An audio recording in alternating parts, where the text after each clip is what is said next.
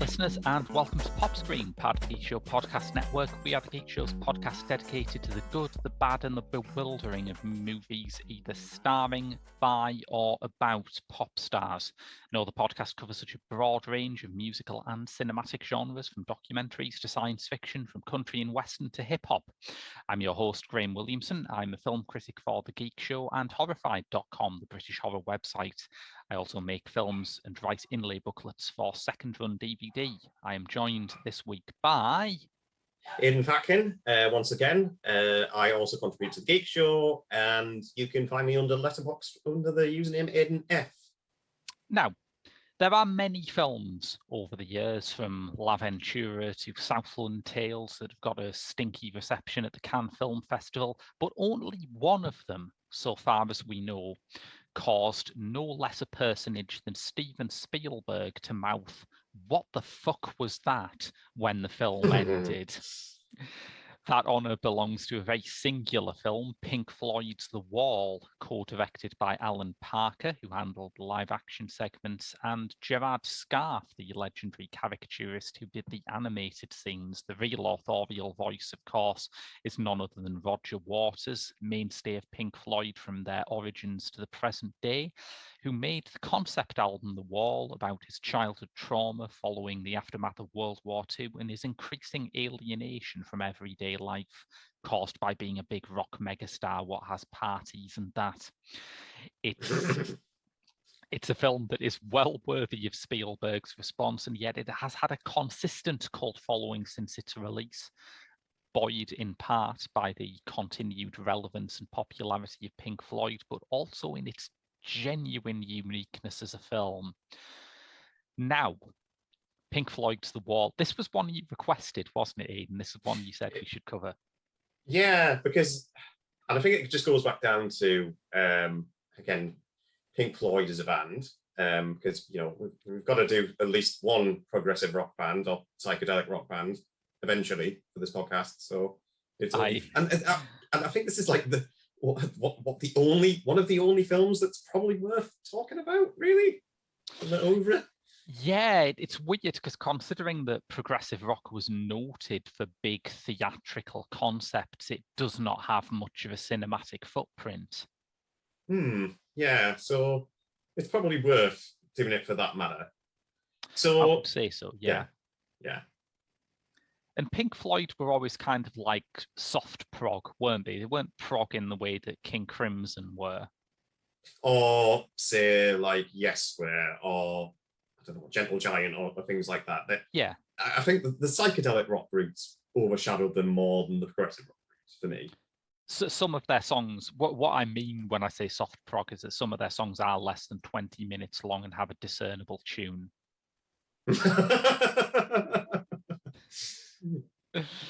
So yeah, I should probably explain a bit of my history with Pink Floyd, because when I was young and I was getting seriously into music, and I decided to start listening to music from before my, birth, that wasn't just stuff that my parents liked. Although the stuff that my parents liked was mostly good, I must say, I had a good grounding that way. But when I decided to explore for myself, the first thing I latched onto was punk. So this has always made prog rock a bit difficult for me because, of course, when you're young, you want to be part of your favorite band seen in a very tribal way. And I wanted to be punk in a very tribal way. And part of that meant hating prog rock because that's what punk was in a lot of ways a reaction against. There's the famous story that Malcolm McLaren, the manager of the Sex Pistols, worked out that John Lydon would be a great frontman for his band when he saw him walking around in a Pink Floyd t-shirt, but he'd written "I hate" above the band's name. So it's always been, even though I can appreciate that Pink Floyd are not the kind of prog rock that makes me hate prog rock. They're not Emerson, Lake and Palmer. I get that.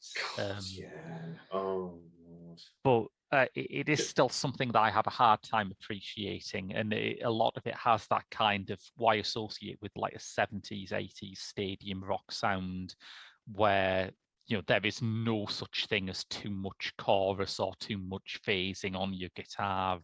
And although it's not a sound that I hate, although I have moved a long way past that tribal identification with punk, it's a sound that I still struggle with a bit, I think.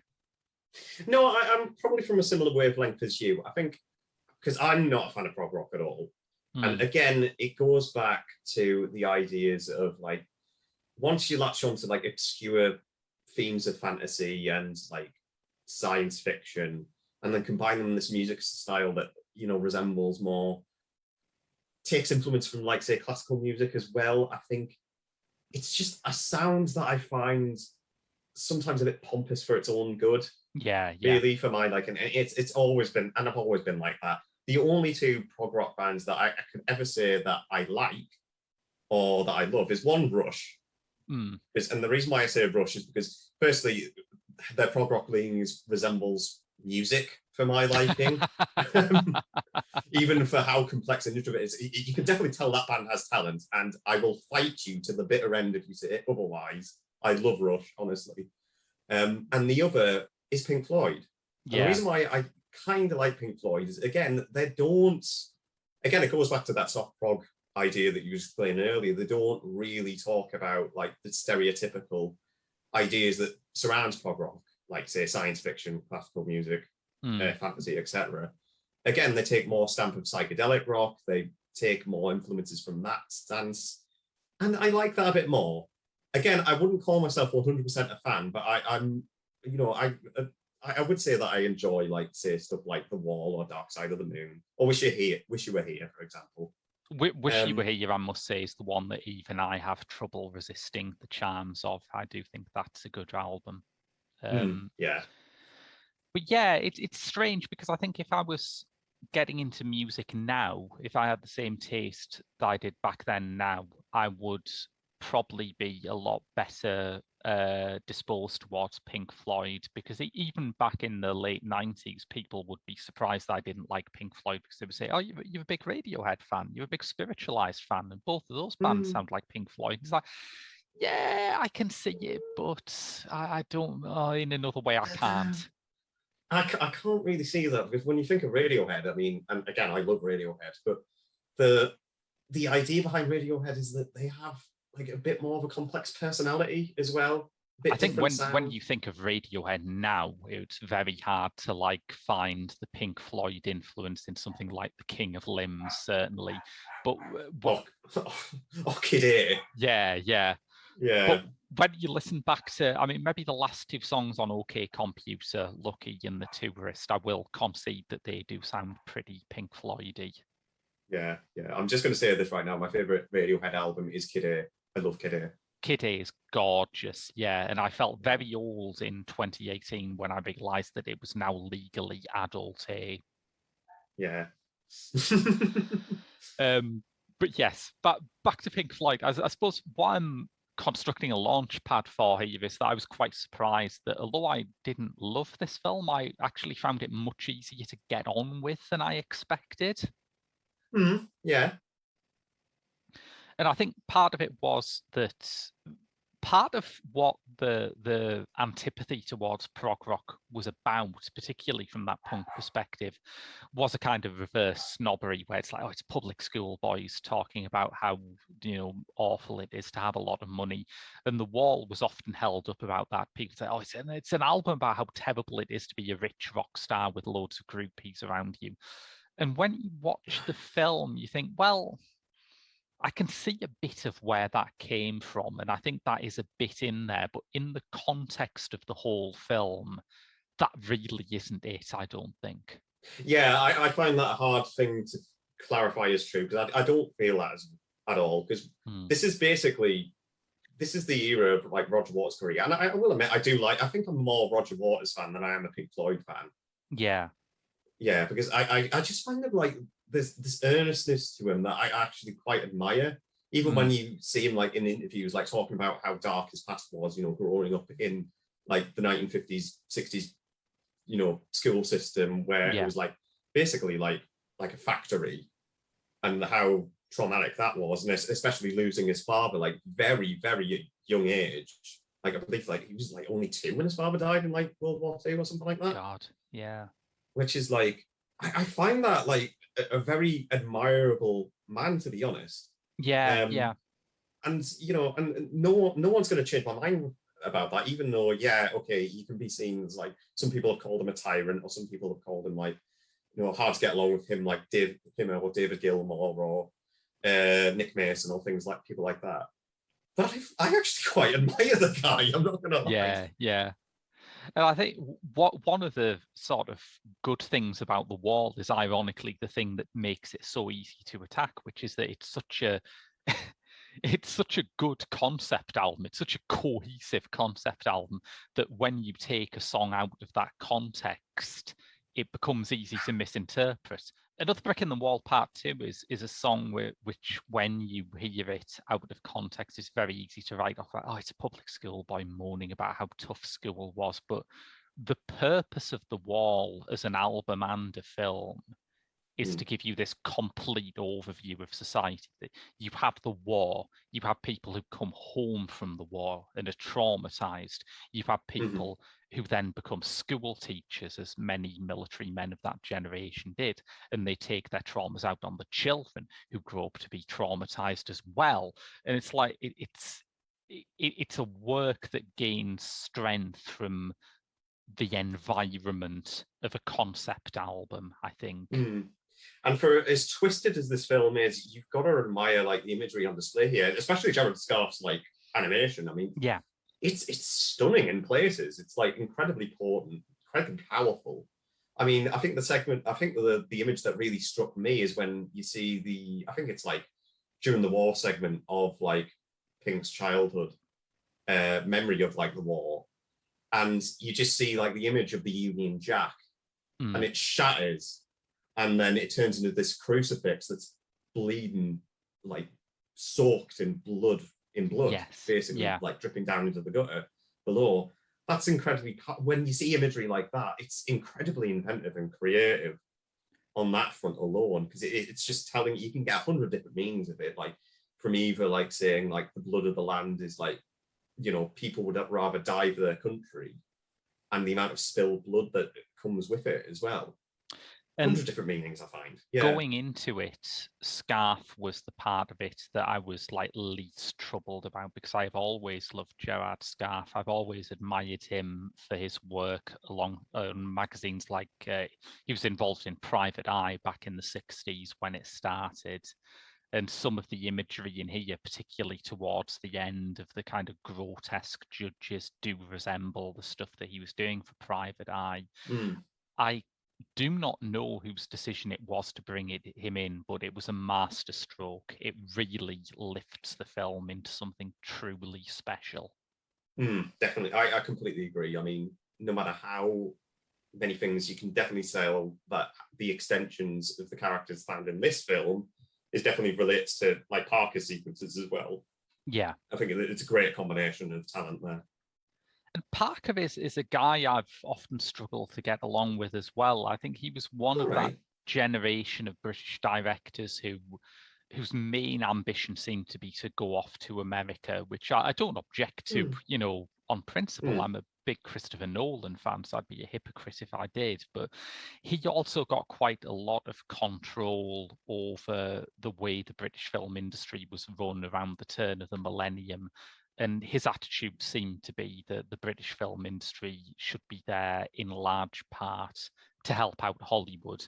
And that's why you got all of these ridiculous responses from the UK Film Council, which, one decision of David Cameron's that I didn't hate him for was dissolving the UK Film Council, where it was like, this was the biggest year for British film ever. And the report would be like, a Star Wars film and a Batman film and something like that. And, because they film bits at Elstree, you see, so they're British films now, and that was very much Parker's doing. Yeah, and same generation as Ridley Scott as well, wasn't he? Yeah. And I've got to admit, I really like Alan Parker. I think of the films that I've seen, I mean, I've seen 3 previously. Angel Heart, Birdie, and what was the other one? Midnight Express. Oh yeah, All yeah. all of which are films that I really like, actually, because I think I'm not too swayed on Ridley Scott with Parker. I just think that there's just a gracefulness to his filmmaking that I much appreciate more, even if it can get into like incredibly more darker territory. I do really like the guy as well. I think he does a good job here. I think for all the work that he does is very glossy, and it has to be glossy really to fit in with the sort of outrageous stylization of what Gerard Scarfe is doing.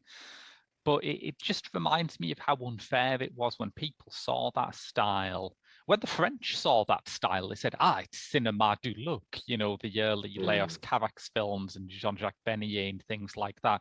They made a movement out of it. But English language critics in Britain and America always said, it's like watching an advert. And it's like, well, in his later years, Stanley Kubrick would watch adverts obsessively and say, look, they can tell a story in 30 seconds. I don't, is it that bad that something looks glossy? I don't think so, no, because at the same time you had Ridley Scott making the Apple advert. Yeah, Was it the Apple advert? Yeah, exactly. So it's just like, look, I get like you think that way, but at the same time, damn good directed at the same time. Like there can be art as well, just as much as like say video games can be art, or it's pop music. It's that very kind of, in America, it's something different. In America, I think it is kind of a political stance and it's a mistrust of commercialization, which I can kind of respect. But in Britain, it always struck me as being that very British criticism attitude where the highest goal of any art is to replicate reality. So the best film will be the one that most looks like the real world. And you think, okay, but let's say that my house has windows. What does this film give me that looking out of a window would not? Yes. But I think that one of the things that really surprised me going into it is that handed down interpretation of what the actual wall in the wall is, was not true. That the wall is not a metaphor for how difficult it is to be a rock star. The wall is trauma.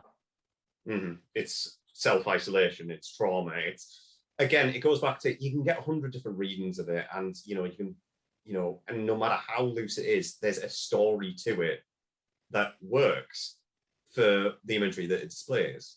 I mean, I don't think you can argue against that in that case.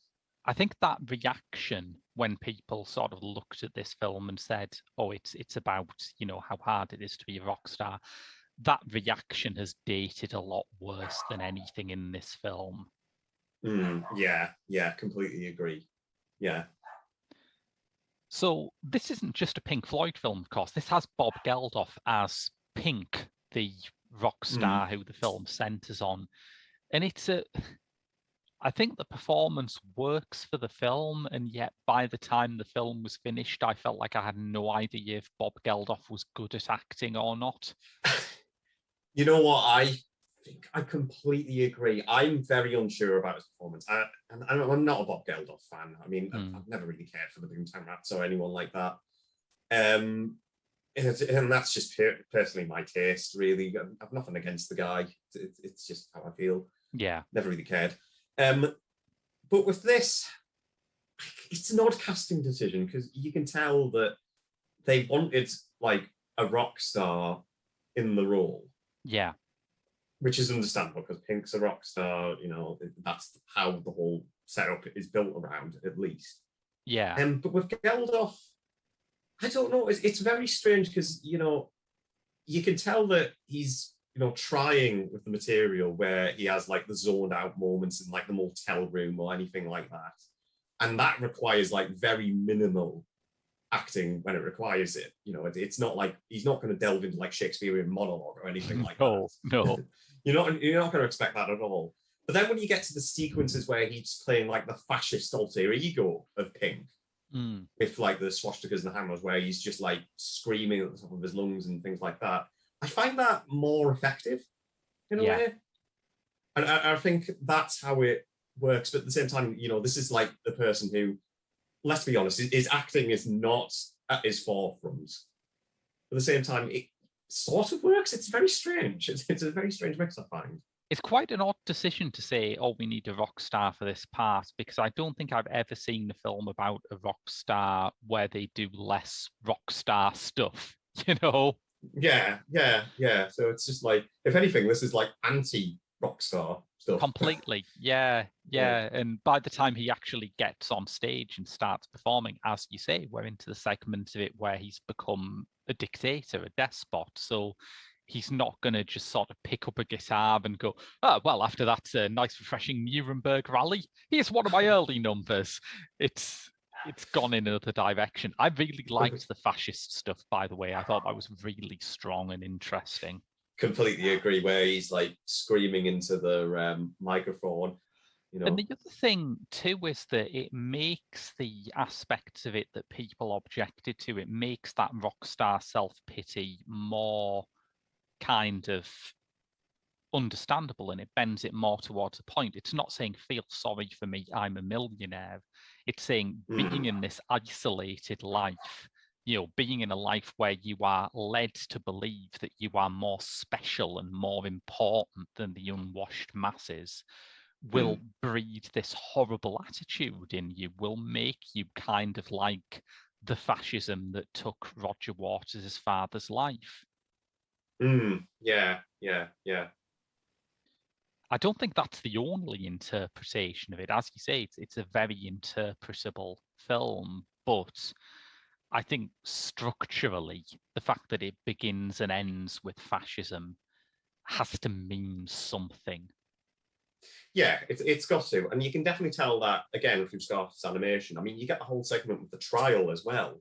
Yeah. Like, for example, with how, like, these characters that you've seen early in the film, whether that be like the school education system, the teachers, Pink's missus, his mother, and they, in that final segment where they just transform into these manifestations of what their beliefs are and the ideas are.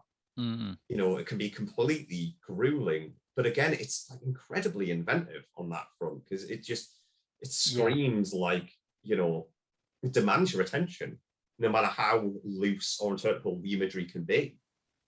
Yeah, completely. And a lot of that, as we've said, is Scarf. He ports over that attitude from his political cartooning that the best way to get an idea across is to combine two images. And there is a lot of that in here. Like you say, the Union Jack turning into the bloodied cross is the sort of thing where you think, that's great, and I'm grateful nobody had to try and express that idea in dialogue, Yeah, I know. Yeah, which you could see that countless examples of that, and you just want to cringe whenever they do that.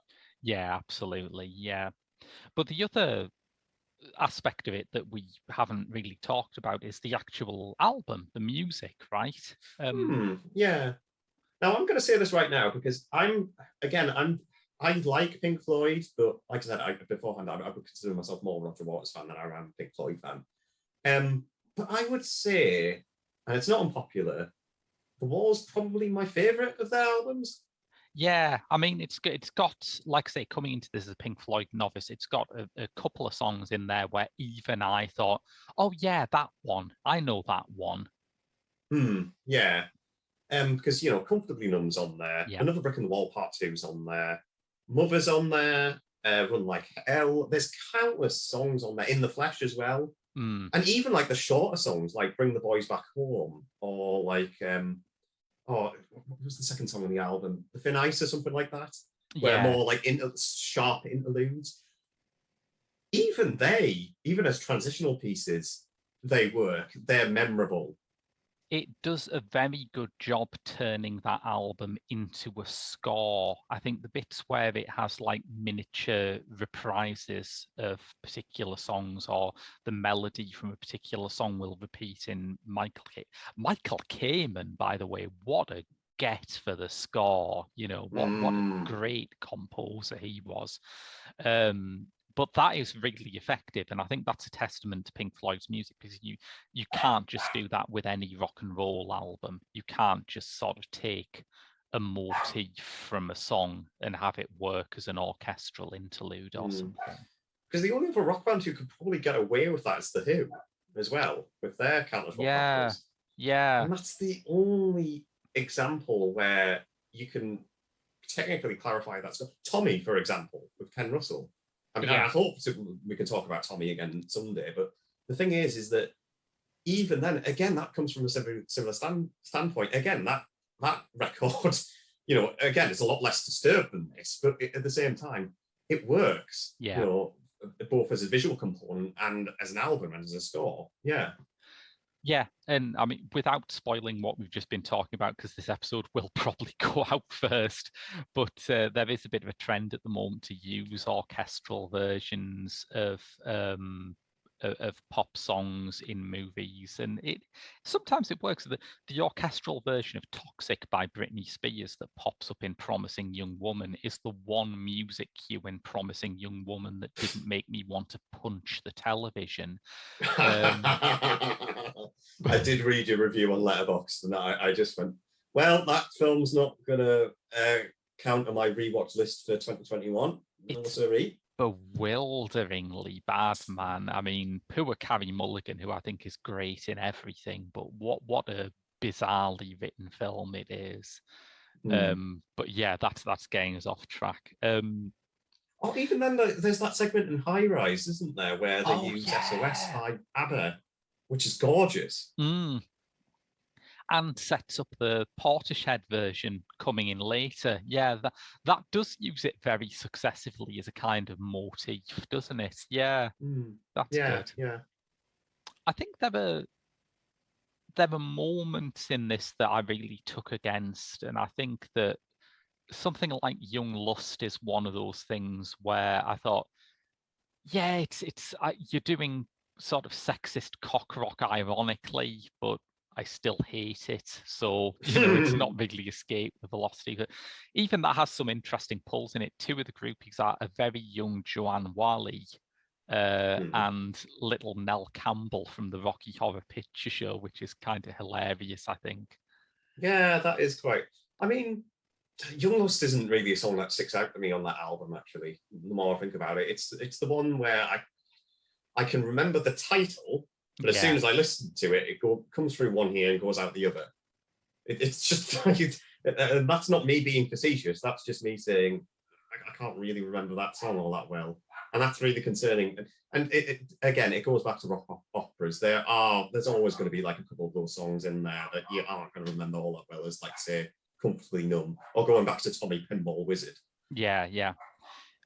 Young Lust reminds me a bit of that album Born Again that Randy Newman put out after he'd had his first big successes, where the whole joke of it was that he'd like had one brief success and become this big pompous asshole rock star.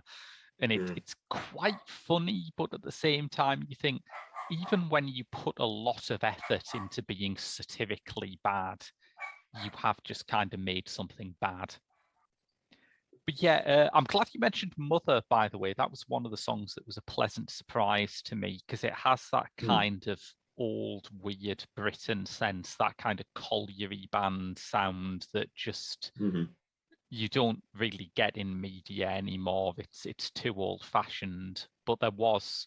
I suppose that's what you were talking about, the psychedelic influence along in Pink Floyd, because you can hear that kind of sound in records by the Beatles or the Small Faces or the Kinks, and it's very of that generation, I think. Yeah, I agree. I mean, like say for example, like A Day in the Life from Sgt. Pepper, for example. Again, it goes back to the classical influences where that's used like so experimental, but at the same time it works. You know, it does work as like the end footnote.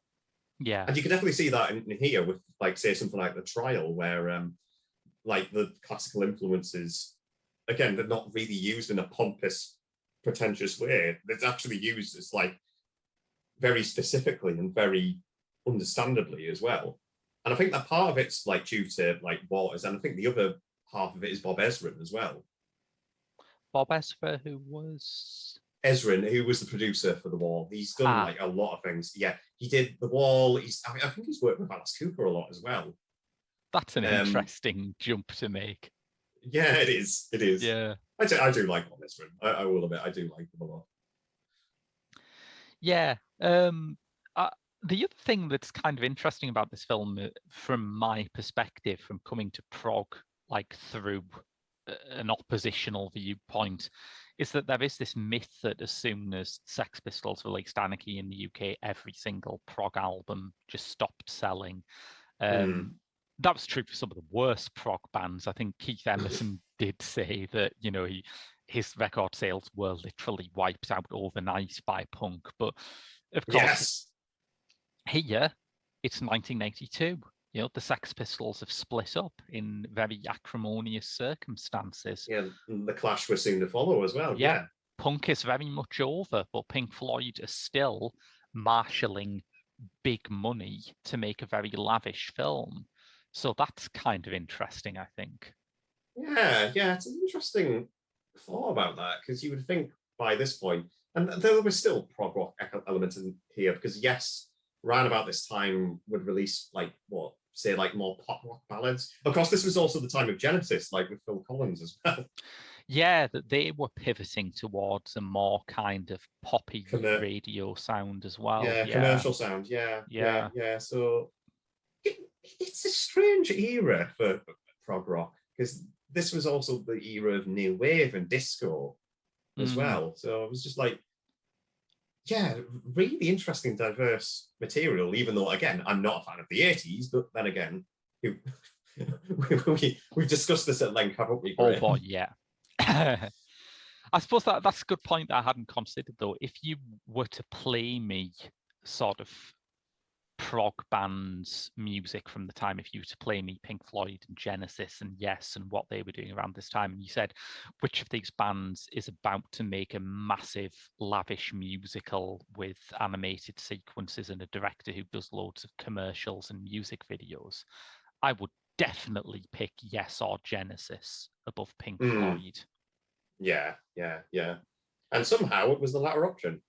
And I think it's because ultimately they wanted to create that scary word. They wanted to make art. They wanted to make an art film that premiered at the Cannes Film Festival and freaked out Steven Spielberg. And, you know, mission accomplished there, apparently.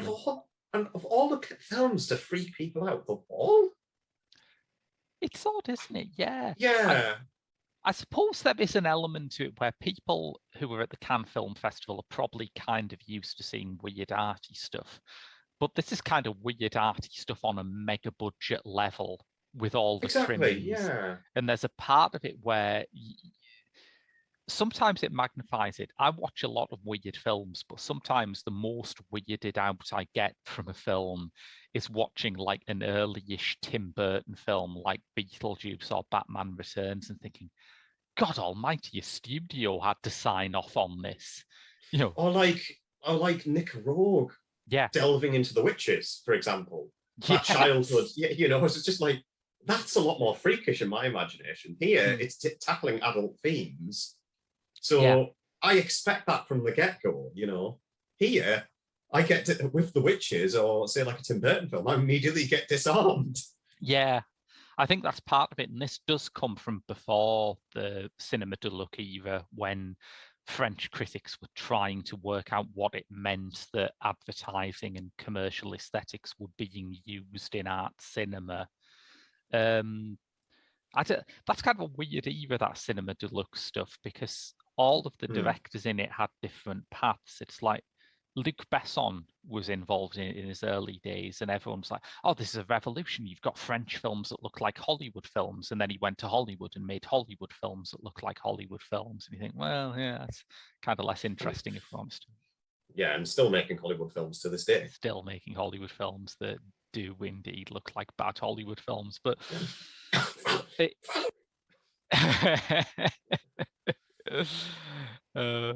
what was this last one that was about a sexy supermodel who also does assassinations? Oh, wait, that's all of them.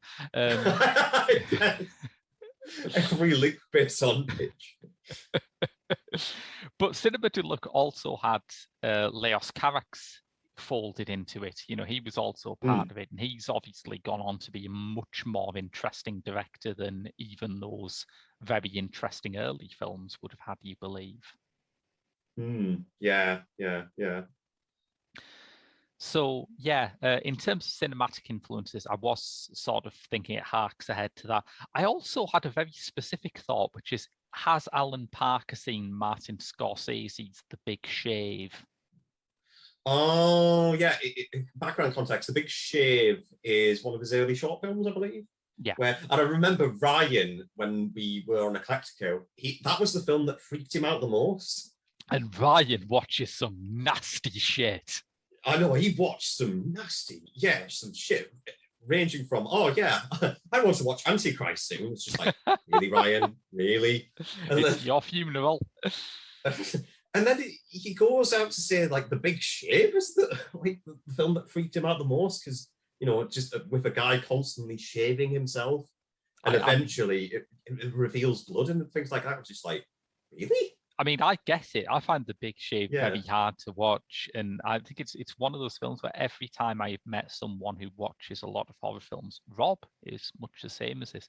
It's always something that is nasty but more art house that really gets to them, because I think you can't nail it down. Like with Rob, it was The Cremator, the Gerard Hurst film, which I completely get. I think that's a chilling film, and he said, I needed to take a day off watching movies just to kind of process what had happened with that.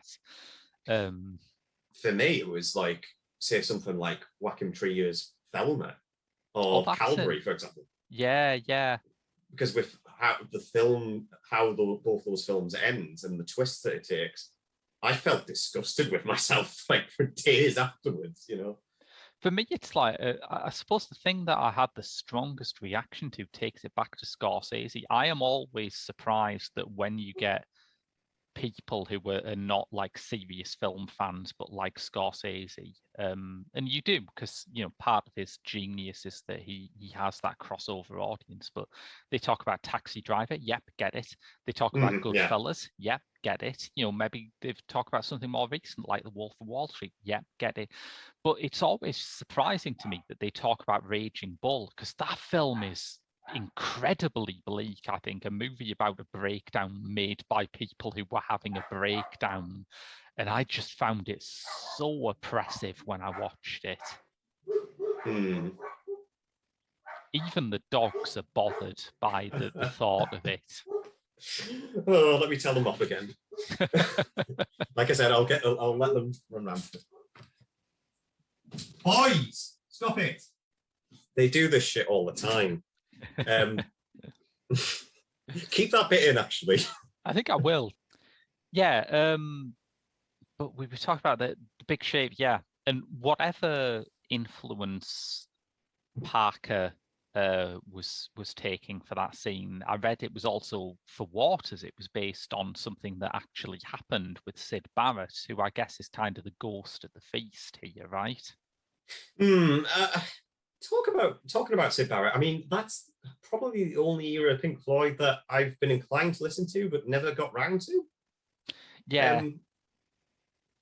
And you could definitely tell that influence on, say, something like Wish You Were Here, because when you talk about Sid Barrett in a traditional sense, you know how much a frightening story that man led as well. So it's only a matter of time where you just think to yourself, I'm curious now. I mean, I know he's built like a legacy behind him, even though he only did like one studio album with Pink Floyd before vanishing entirely. Yeah. And for all that Pink is obviously an autobiographical character for Waters, I think it would have been hard for him to create a character of a rock star having a breakdown without thinking at least a little bit about Sid Barrett. Because there's that story of when he turned up in the recording studio for Wish You Were Here, and he looked terrible. I mean, no hair, put on a lot of weight, just looked like a ghost of the former man, where even people like Roger Waters and David Gilmour just looked at him and were just like, who on earth's that? Yeah. And it's just like, it's hard not to think that when watching this. Yeah. And it's one of those things, isn't it, where people are very good at talking about death in popular music, and death in many ways is something that mythologizes people, but as we've discussed with Amy before, but people are very bad about talking about mental health. And I think the fact that Syd Barrett, didn't die at 27 in a blaze of glory, he just had this slow decline, is one of the things that makes that story feel so unsettling and unresolved. Yeah. But yeah, I think that's kind of covered my feelings about The Wall. I don't think I could ever love it, but I found it easier to get on with than I expected. Yeah, I mean, it's interesting because I'm going to say this right now. I don't think it's my favorite Parker film that I've seen so far. For me, it's either between like Angel Heart or Birdie. I must watch Angel Heart. I feel like that would turn me around a bit on him. It's a lot of fun, even if like how unsubtle that film can be. Robert De Niro playing Lucifer. Yes, I had heard the twist, and somehow I don't feel like I wasn't thinking, oh man, that spoiled it for me. I would never be able to guess that otherwise. I know, yeah. It's just completely agree. The other piece of trivia I thought could possibly be a thing we could close on is that the crossed hammers symbol, that is the symbol of the fascist, the Pink Floyd, that Pink turns into, was adopted by an organization called the Hammerskins, who were dedicated to producing actual neo-Nazi music. And I mention that because it proves that at least one person out there missed the message of this film harder than Doug Walker did. Oh, and are we going there? That, listeners, is a cliffhanger. We're doing a cliffhanger. If you've listened to our Patreon exclusive episode, which comes out the very day after this, you will find out how we dared to review Pink Floyd's The Wall when the definitive review of it already exists. Even the dogs are ecstatic about this news. They can't control themselves. I'm letting them run rampant in the next episode. Fuck it, I don't care. Well, so yeah, if you want to listen to us tackle Nostalgia Critics, The Wall, you can donate to our Patreon at www.patreon.com/The Geek Show, where you also get our other movie podcast, Director's Lottery, my Doctor Who reviews, and any fun bits that we just can't fit in anywhere else. But until tomorrow, that's been your lot from Pop Screen. I've been Graham. And I've been Aidan. And that is Dexter, no, not Dexter, Otis and Bailey barking in the background. They can't wait.